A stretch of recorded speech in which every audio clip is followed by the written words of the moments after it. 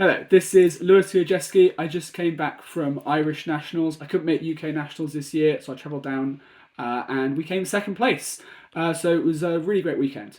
I chose to play Labyrinth for this event, mainly because I really like control decks, but I also felt it was a really good meta call at the moment because all the side deck cards people are playing just don't affect us. Like, we don't care about Droll, don't care about Dark Roller, don't care about Shifter, and all the Evenly's Lightning Storms, they're all coming out, so it's really good.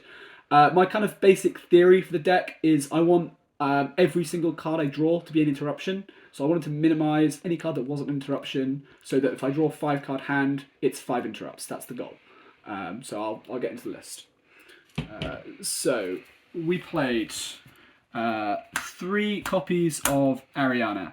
As I say, I want everything to be an interruption, and this is the only Labyrinth card that's a 1-card interruption by itself.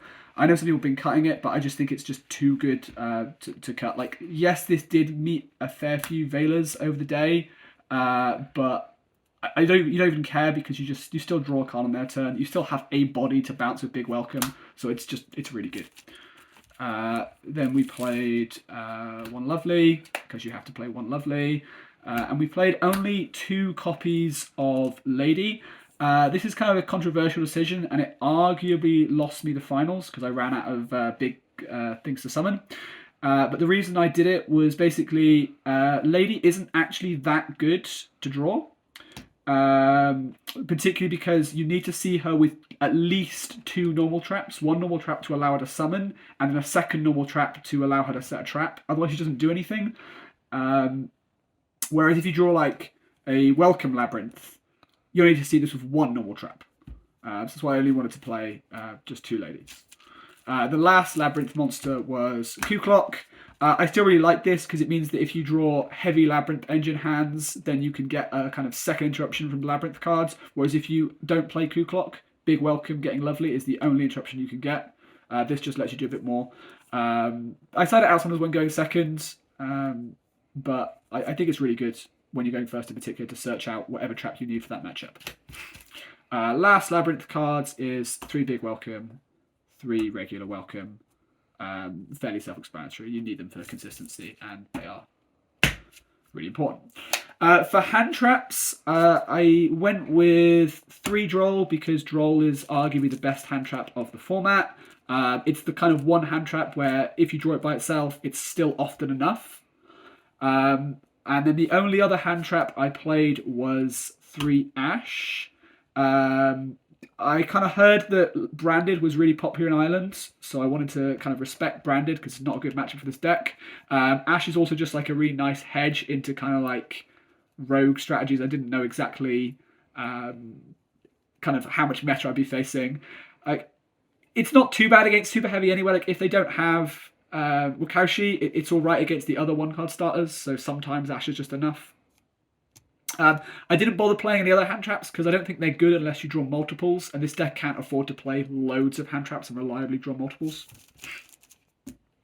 Then we played our 6 pots because consistency is important. I almost didn't play Prosperity because this deck doesn't have as much stuff it's digging for as like not digging for evenly, but I decided to play Prosperity anyway because I wanted to find Skill Drain. So traps. On top of the 6 Welcome traps, we played 2 Trap Trick because it can search the Welcome traps, and it can also search like your actually other good normal traps. It's just really, really versatile. I did a lot of end phase trap tricking for Welcome over the day, and it's just really important to have this. It also just like can get you like punishment, and get you torrential, get you whatever you want, and that's just like fantastic. Also, because you're on more hand traps, sometimes you don't actually have that many traps you set, so locking you into only 1 trap doesn't matter as much in this build.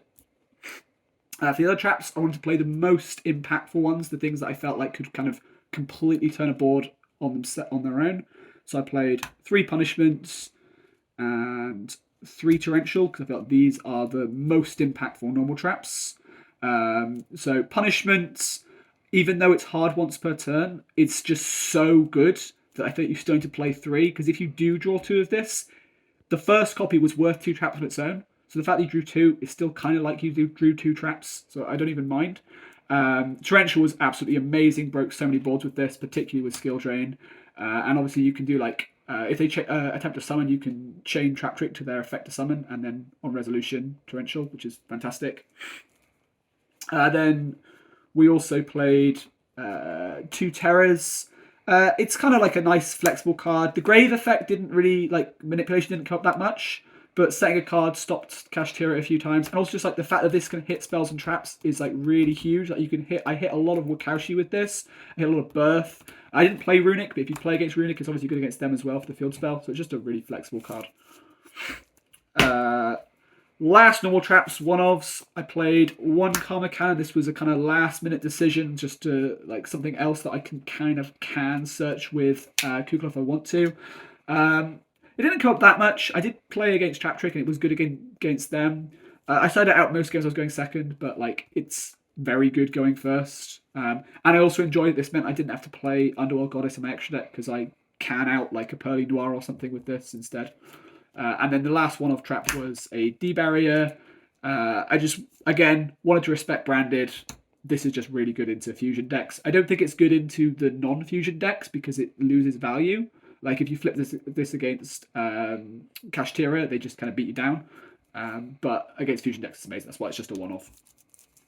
And then last traps, Skill Drain, because it's absolutely busted. This was MVP easily.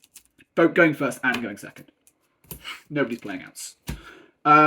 Side deck, we sided 3 copies of Dimension Shifter because, again, a couple withdrawal. This is the other hand trap that ends the game by itself. The reason I didn't main this is going first. It actually does conflict quite a bit because it conflicts with Punishment. It conflicts with Terrors because they have no cards in Grave. And it also conflicts with Welcomes because they don't get the Grave effects.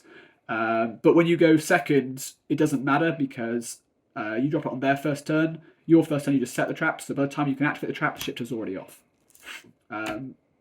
We played 3 Xyz Encore, mainly for Pearly. I didn't actually play any Pearly, but I played lots of Kashtira, and this was good against Kashtira as well. As I mentioned before, I really wanted to respect Branded because I heard it's popular in Ireland. It's a bad matchup. So I played 3 copies of Super Poly. I really think that this is the card against Branded that just wins the game, even more than D-Barrier does, because it wins the game going second as well as first. So I'll show you the extra deck and you'll see just how much I respected Branded when you see the Super Poly targets. Then we played, when we go first, we need 3 Judgment, because the only way you lose when you go first is when they have side deck hate, so you need to have the outs to their hate, otherwise this deck can't lose going first. In fact, over the course of the weekend, I only lost 1 duel where I went first, and that was game 3 of the finals. Every other game I went first, I won. Last traps, some one-offs to search with Kuklock. We played both Deck Dev and Eradicator. Eradicator is really nice just for like the majority of matchups, because again, it outs all of the side deck hate, apart from Evenly, but Evenly you can kind of beat anyway. So Eradicate is just really nice just to hit the Dusters, Lightning Storms, Cosmics, whatever it is. And even if they don't have those cards, you still hit Engine. You still see their hand. And normally you hit like Extenders. So they can't. Most decks can't play through Eradicate if there's just like 1 or 2 traps and you know their hand. Deck Dev, really good into Super Heavy. Really good into Math Mech. Really good to Sprite. So really nice to be able to search. And the last normal trap was I just played the second copy of D-Barrier so that if I was playing against something like Branded, I could Trap Trick for it. I didn't bother playing 2 of each of these because you never want to Trap Trick for them because you need to be able to activate other traps after you activate these.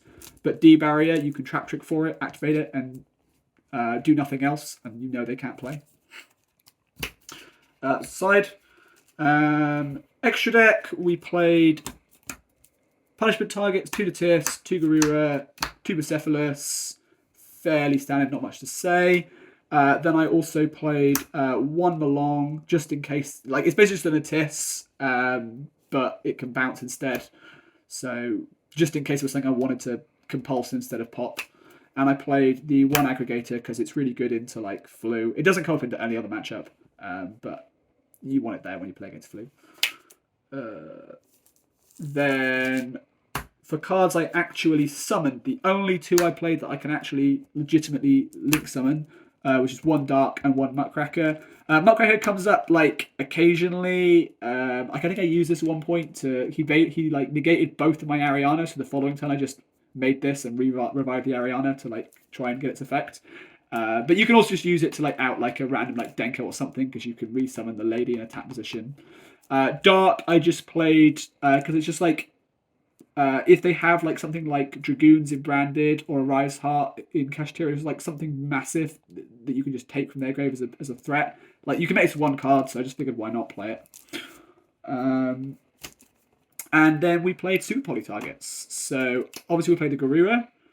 Then we also play the Mud Dragon, Fairly Self-Explanatory, and then I played the Starving Venom, the Dracus Apelia, and because, as I say, I really, really, really respected Branded, I decided to add in the Grangwignoll, because these ones can actually fuse off the Cartesia, and sometimes they just have, the only cards they have is like Cartesia and Dragoons or something like that. And Grangwignoll, you can fuse away the Cartesia as well. And Grangwignoll, if it gets summoned, is actually like really busted because you already play the Malone and the Garura, so like its effect is live. So it's just really, really good if it ever comes out. And because I just thought it'd be hilarious, I decided to even play the Proskenian, because then I can trigger the Grangwignoll's effect. This didn't come up. It almost came up, but the guy scooped before it did. So I thought I'd play this just in case, because I just thought it'd be hilarious to summon this. And you could hypothetically super poly this as well. Also, Grangwignoll's another card that you can punishment for, but you can't use its effect that turn, or until 2 turns time, because punishment locks you out. But it might come up. Otherwise, that is the deck. It was really, really brilliant for me.